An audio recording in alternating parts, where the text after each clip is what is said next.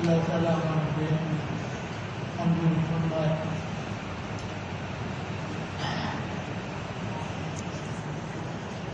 جس زمانے میں ہم چل رہے ہیں کچھ لوگ یہ کہتے ہیں کہ جو قرآن حدیث کا علم کرتے انہیں کچھ دنیا کا پتہ نہیں ہے اور انہیں کوئی علم نہیں ہے، تو ان کے سمجھنے کے لیے ہم کہتے ہیں کہ علم کس چیز سے آتا ہے؟ علم پڑھنا پڑھانا تعلیم اس کی یہ کتاب سے ہوتی ہے۔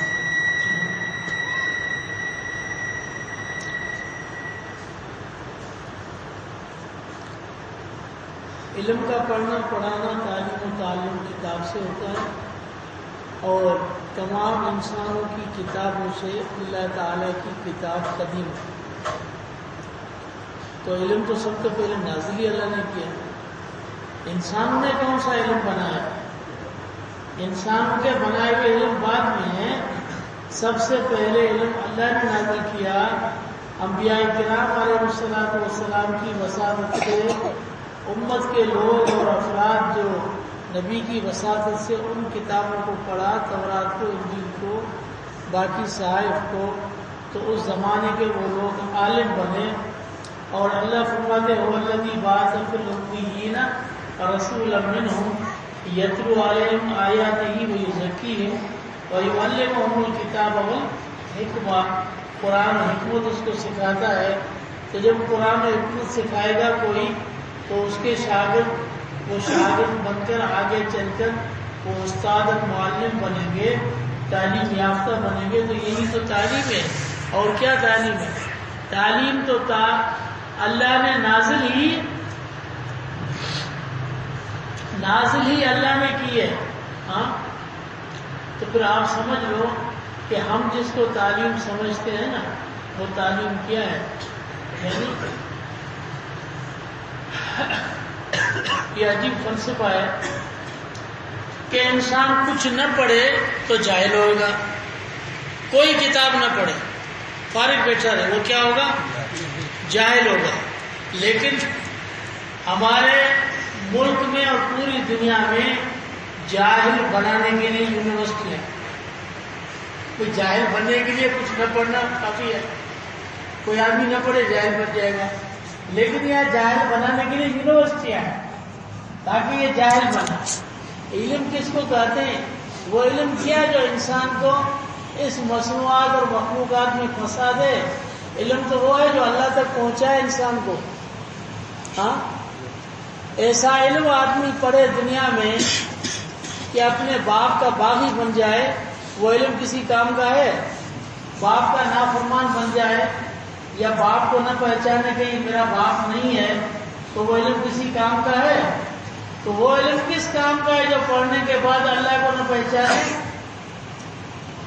جس نے اس کے باپ کو بھی پیدا کیا، اس کے باپ کو بھی پیدا کیا، اور جتنا سلسلہ حضرت آدم تک سب کو پیدا کرنے والے اللہ تعالیٰ ہے، ان سب کا جو خالق ہے، اس کا جو باغی ہو جائے اور انکار کر جائے اور اس کو نہ مانے، تو آپ بتاؤ یہ کیا جہالت ہوئی؟ تو یہ علم ہے۔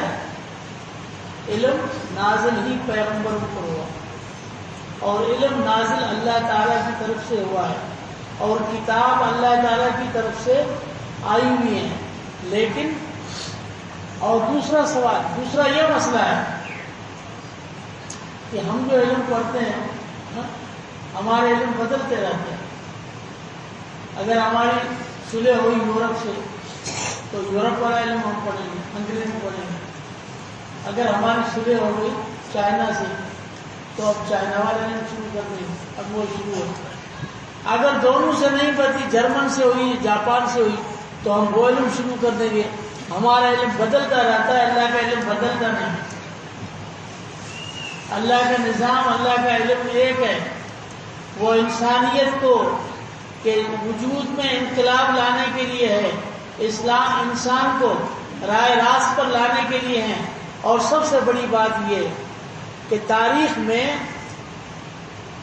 موازنہ کیا جائے کہ جنہوں نے دنیا کے علم پڑھے، کہ دنیا کے علم پڑھنے والے ہزاروں لاکھوں انسان ہیں، اب ہر شعبے میں، حکومت میں اور شعبوں میں، پرائیویٹ شعبوں میں، سارے دنیا کے علوم پڑھے ہوئے ہیں، ہاں، تو کیا ملک کا نظام صحیح ہو گیا؟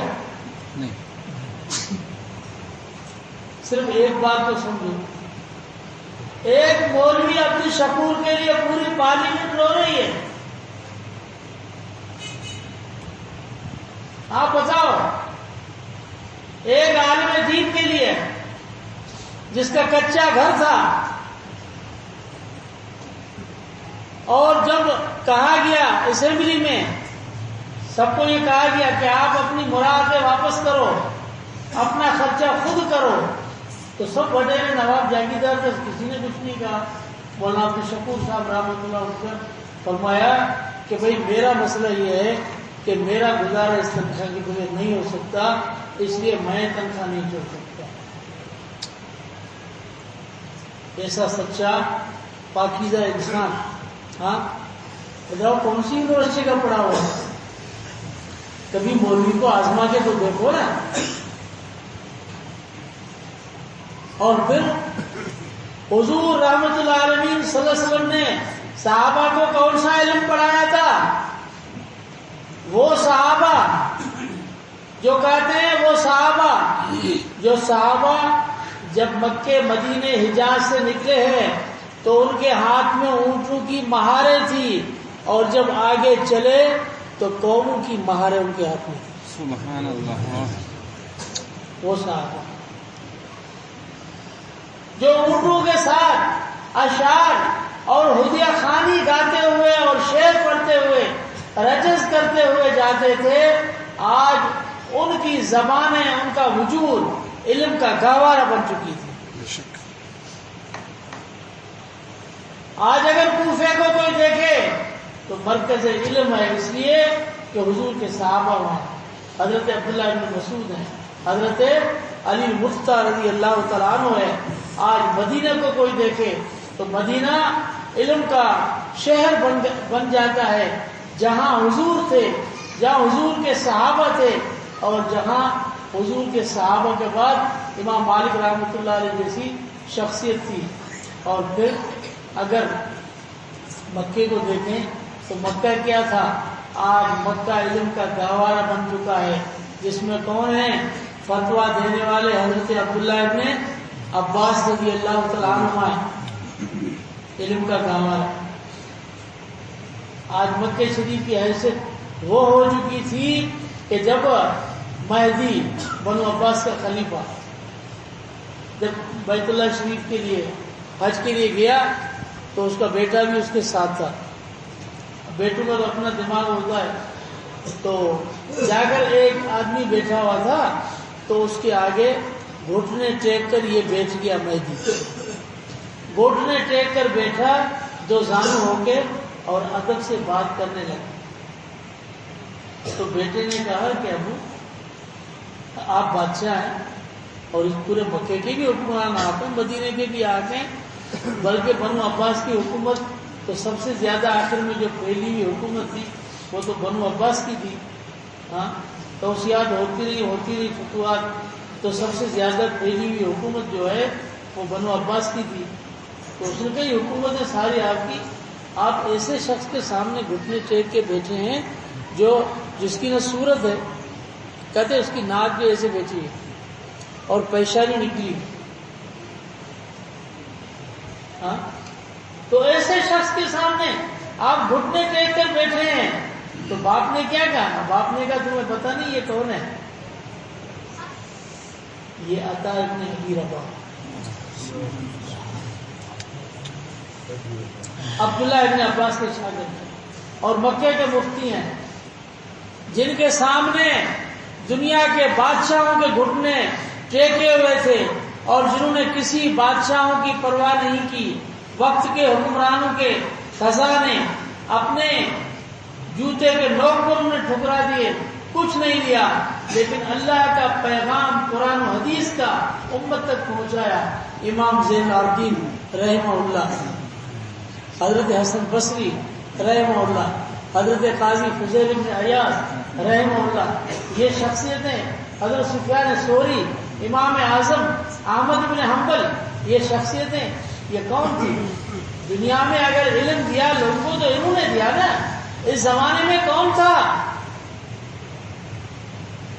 جنہوں نے پوری دنیا میں علم کو پھیلایا؟ اور علم پڑھنے کے لیے صرف یہ نہیں، چائنا سے لوگ آئے اور بخارا سے آئے، سمرقند سے آئے، تاشکند سے آئے، ماورا سے آئے. کون سا علاقہ تھا جو رہ گیا تھا جس کو اس فیض کا اثر اور پانی نہ پہنچا ہو، جو حضور کے اس علوم نبوت کے فیض سے سیراب نہ ہوا ہو؟ وہ کون سا علاقہ اور مرکز تھا؟ تو یہ علوم کیا کوئی انگریز کے علوم تھے؟ کوئی دنیا اور یونان کا طب اور فلسفہ تھا؟ یہ کون سے علوم تھے؟ یہ اللہ کے وہ علوم تھے جو جناب رسول اللہ صلی اللہ علیہ وسلم کے مشکات نبوت سے ہوتے ہوئے امت کے نیک اور صالح اور صلاحیت والے انسانوں کے سینوں میں آ کر تقسیم ہوئے. حضور فرماتے ہیں انما انا قاسم واللہ یعطی اضع العلم حیث امرت. اللہ کے علم، میرے علم نہیں. علم کس کے؟ اللہ کے. میں تو قاسم ہوں، میں تو تقسیم کرنے والا ہوں. اللہ نے جو سینے میں علم رکھا ہے اس کو تقسیم کرتا ہوں. اور پھر اضع العلم حیث امرت، جہاں اللہ کا حکم ہوتا ہے وہاں میں اس علم کو رکھتا ہوں. اللہ کا حکم ہوا کہ صدیق اکبر کے سینے میں پورا علم رکھنا ہے، میں نے پورا رکھ دیا. جہاں اللہ کا حکم ہوا صحابہ کے سینوں میں علم رکھنا ہے، پہنچا دیا. یہ علم ابو عبیدہ بن جراح کون سی دنیا کی یونیورسٹی کے پڑھے ہوئے تھے؟ انہوں نے عہدے نہیں سنبھالے، حکومتیں نہیں کی، حکومت صرف انگریزوں نے کی ہے. ہاں، ان کو تم اپنا امام مانتے ہو جن کو ہم نے جوتیاں دے دے کر یہاں سے نکال دیا، مار مار کے بھگایا، اب ان کے پیچھے لگے ہوئے، جن کی اپنی کوئی تہذیب نہیں ہے، جن کی تہذیب کیا ہے؟ ننگا ہو. اب ہو جاؤ ننگے، یہ تہذیب ہے. قرآن نے ہمیں کپڑا پہننا سکھایا. یا بنی آدم قد انزلنا علیکم لباسا یواری سوادکم وریشا. اللہ نے انسان کو لباس پہننا سکھایا. خذوا زینتکم عند کل مسجد. لباس پہنو، کپڑے پہنو، اپنے آپ کو ڈھانکو، پردے کرو. اللہ نے تمہیں بند کر کے رکھا، مرد کو بادشاہ بنایا، عورت کو گھر کی ملکہ بنایا. اور انہوں نے عورت کی اتنی بڑی تعظیم کرتے، مساوات مساوات مساوات کر کے ان کی تصویریں پاؤڈر کے ڈبوں میں لگا. یہ مساوات ہے. کریم کے ڈبوں پہ اور سڑکوں پر، روڈوں پر ان کی تصویروں کو عام کیا اور ان کی ننگی تصویریں دنیا کو دکھائیں. یہ کیا عورت کی تعظیم ہے؟ اسلام نے حیا بتایا، شرم بتایا، اسلام نے عزت دی، مقام دیا. عورت کو گھر کی ملکہ بنایا، ماں بنایا، بیٹی بنایا، رحمت، اس کے قدموں میں جنت. پر اسلام نے کیا نہیں کیا؟ اسلام نے وہ مقام دیا کہ بلال کون تھے؟ غلام تھے. ہاں، بلال غلام تھے، لیکن حضرت فاروق اعظم رضی اللہ عنہ کیا فرماتے ہیں؟ ان ابا بکر سید وآتاک سیدا. ابو بکر ہمارے شیخ، ہمارے سردار ہیں، اور اس ابو بکر نے ہمارے سردار کو آزاد کیا. وہ کون؟ حضرت بلال. بلال کو فاروق اعظم نے کیا کہا؟ یہ ہمارا سردار ہے. یہ غلام تھا. غلامی کا نام کاٹ کر پوری انسانیت کو غلام کی زنجیر میں جکڑنے والا قرآن سے ہٹ کر یہ یہود و نصارہ کا نظام ہے، سامراجی نظام اور یہ سرمایہ دار نظام، جنہوں نے غلامی کے نام دیے بغیر پورے انسان کو فرعونیت کی طرح انسانیت کو غلامی کی زنجیروں میں جکڑا اور تباہ کر دیا. سارے اس کے محکوم ہیں. سارے اس کے مقروض ہیں، سارے اس کے محتاج ہیں، کوئی اس سے ہٹ نہیں سکتا، یہ غلامی نہیں ہے۔ لیکن اس غلامی کو غلامی سمجھتے ہو جس کو حضرت بلال رضی اللہ تعالیٰ عنہ کے الفاظ کو علامہ اقبال نے اس لفظ میں ادا کیا۔ ہاں، چمک اٹھا ستارہ تیرے مقدر کا، حبش سے تجھ کو حجاز میں لایا، اسی سے ہوئی تیرے میکدے کی آبادی، تیرے غلامی کے صدقے ہزار آزاد۔ یہ تمہاری ہزار آزادیاں اس محمد کے غلاموں کے صدقے چلی جائیں، کوئی حیثیت نہیں رکھتی۔ ہاں، حضرت زید بن حارث رضی اللہ تعالیٰ عنہ ان کے رشتہ دار ان کے لیے لینے کے لیے آئے ہیں، کہتے ہیں تمہیں غلامی پسند ہے، ہمارے ساتھ چلو۔ تو انہوں نے کیا کہا؟ مجھے محمد رسول اللہ کی غلامی پسند ہے، میں آپ کے ساتھ نہیں چل سکتا۔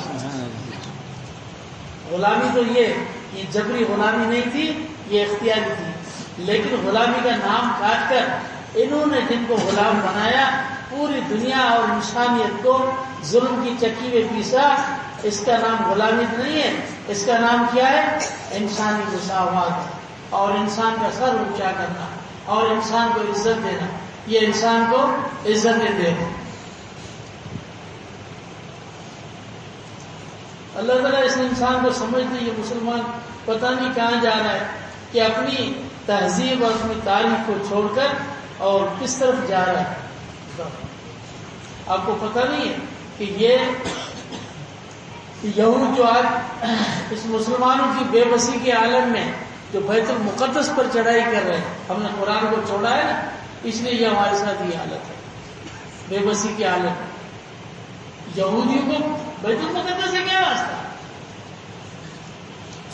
یہودیوں کو جناب رسول اللہ صلی اللہ علیہ وسلم کے زمانے کے بعد جب سے اسلام میں بیت المقدس فتح ہوا ہے، اسرائیل بننے سے پہلے ایک دن بھی بیت المقدس 1300 سال میں یہودیوں کے پاس نہیں رہا۔ تھوڑی مدت عیسائی کے پاس رہا ہے اور زیادہ مسلمانوں کے پاس رہا۔ تو ان کا کیا بیت المقدس میں؟ آپ تاریخ پڑھو، یہودی تو وہ تھے جو بیت المقدس میں اندر غلاظت کر جاتے تھے، تاریخ کو لکھا۔ اور ان کی کیا حیثیت، جو اپنے آپ کو آج کہتے ہیں تہذیب والے ہم ہیں، ہاں یہ بڑے تہذیب والے ہیں۔ آپ کو پتہ ہے یہ تہذیب والے، یہ عیسائی بڑے تہذیب والے ہیں، جن کے تم جو ہے نا وہ پتروں نے کوٹ پہن کر چلتے ہو اور اس میں فخر محسوس کرتے ہو۔ یہ وہ تھے جب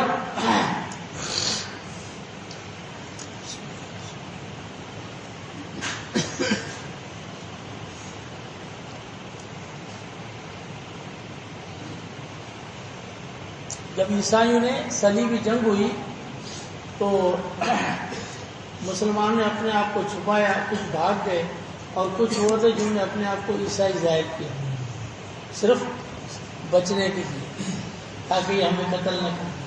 ہاں، اللہ من اکرہ، اس طرح کیا۔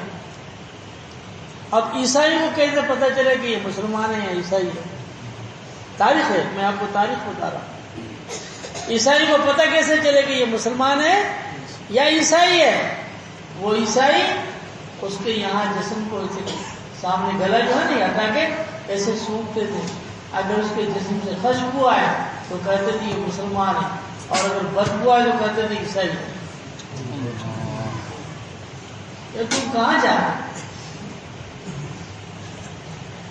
بیت المقدس میں غلاظتیں کرنے والے اور اپنے جسم میں بدبو رکھ کر جلنے والے، یہ مسلمان خوشبودار جنہیں اللہ نے کلمے والا جسم عطا فرمایا، یہ بھی کسی دنیا کی تہذیب کا کبھی دلدادہ ہو سکتا ہے؟ کبھی نہیں ہو سکتا۔ یہ صرف قرآن کا اور جناب محمد رسول اللہ کی سنت کا متبع ہو اور کسی کا نہیں۔ اس کے پاس یہ قرآن ہے اور حدیث ہے تو اس کو کسی علم کی ضرورت نہیں۔ دنیا کے علم پڑھو، اپنا کاروبار کرو، لیکن دنیا کے علم کو اپنے اندر جگہ مت دو۔ اسلام اور مسلمان اور ایمان کو مت چھوڑو، بے شک پڑھو، کوئی حرج نہیں، دنیا کی ضرورت ہے پڑھو، لیکن ضرورت سمجھو، مقصد نہ سمجھو، ضرورت کو ضرور سمجھو۔ اگر بیت الخلاء کو تم نے گھر سمجھ لیا، چارپائی اٹھا کے اندر رکھ لی، تو ایسا کوئی بیوقوف ہوگا؟ ضرورت کی چیز ہے، جب تمہاری ضرورت پوری نکل جاؤ تو بس تم اپنی ضرورت پوری کرو، یہ پڑھو، لیکن انگریز مت بنو۔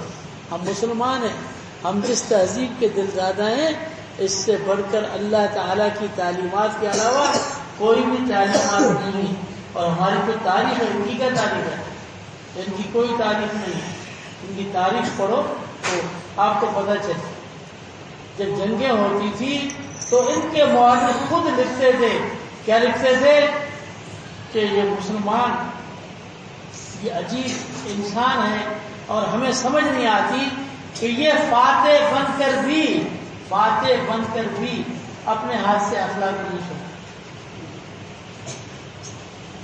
محمد بن قاسم سندھ میں آیا، فاتح بن کر آیا، ہاں، اس کے ساتھ 3-4 ہزار آدمی، یہ خشکی سے آیا تھا اور اس کی منجنی کے یہاں سے دیبل بندر سے آئی تھی، یہ لس ویلے سے آیا تھا، بلوچستان کے علاقے سے۔ جب آیا تو 3-4 ہزار فوجی تھی، اخلاق اتنا تھا، جب لس پیل اور بلوچستان کراس کیا ہے تو یہ 10,000 بن گئے، 10,000 بن گئے۔ جب دیوبند فتح کیا ہے، وہاں سے منجنی کو فتح کر کے، اور وہ لوگ ہندو تھے، ان کا جب جھنڈا گرایا تو وہ سارے مسلمان ہو گئے۔ جھنڈا گرایا تو وہ ان نے قلعہ حوالے کر دیا، اور پھر انہوں نے کہا کہ مندر مت کرو، لیکن مندر کے ساتھ مسجد بنا دو، گراؤ۔ انہوں نے جب دیکھا کہ ہمارا مندر نہیں گرا رہا تو وہ سارے مسلمان، وہی فوج 3,000 والی بلوچستان سے 10,000 ہوئی، جب سندھ میں داخل ہوئی تو 30,000 ہو گئی۔ یہ کیا تھا؟ یہ اخلاق تھا، یہ قرآن کے اخلاق تھے، یہ سنت کے علوم تھے، یہ ان سے آراستہ پیراستہ لوگ تھے جو لوگوں کو وہ تہذیب سمجھانے کے لیے اور دکھلانے کے لیے آئے تھے۔ جہاں جہاں صحابہ ہیں وہاں آپ دیکھو آج اس کے نشانات سے کیا کیا اثرات ہیں، ہاں؟ تو ان کے پاس علوم نہیں تھے، علوم ان کے پاس ہے جو آج پڑھ رہے ہیں، ہاں؟ جب تمہارا کوئی رشتہ دار فوت ہو جاتا ہے تو پھر تم یہ علوم پڑھ کر ان کو ایثار ثواب کرو گے، کس سے ایثار ثواب کرو گے؟ قرآن سے، ہاں؟ کوئی بھی ہو، کوٹ والا ہو، پترون والا ہو، لیکن ہاتھ میں قرآن کا پارہ لے کر پڑھ رہا ہوگا کہ اپنے میت کو ثواب پہنچانا ہے قرآن سے۔ تو دوسری بات سمجھ لو، یہ قرآن جو تمہارے میت کو، جس میں جان نہیں ہے، جس کو میت کو جنت پہنچا سکتا ہے، وہ زندہ عمل کرے اس کو کہاں پہنچائے گا؟ سمجھنے کی بات ہے۔ تمہارے علم میں تو کوئی جان نہیں ہے، نہ میتوں کے لیے نہ زندوں کے لیے، تو بھئی یہی علوم ہے۔ اور یہ جو قرآن پڑھ رہے ہیں یہ بچے، ان کو معمولی مت سمجھو، یہ پتہ چلے گا آخرت میں، ہاں، جب ہم ان کی منتیں کر رہے ہوں کہ سفارش کرو اور ہمیں اللہ تعالیٰ سے جنت دلواؤ، یہ آخرت کے افسر ہے، ہاں، وہاں پتہ چلے گا۔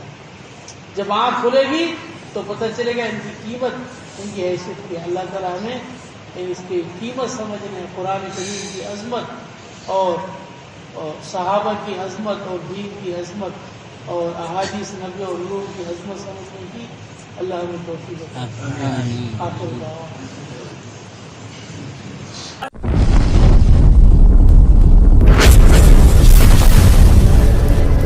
subscribe my YouTube channel.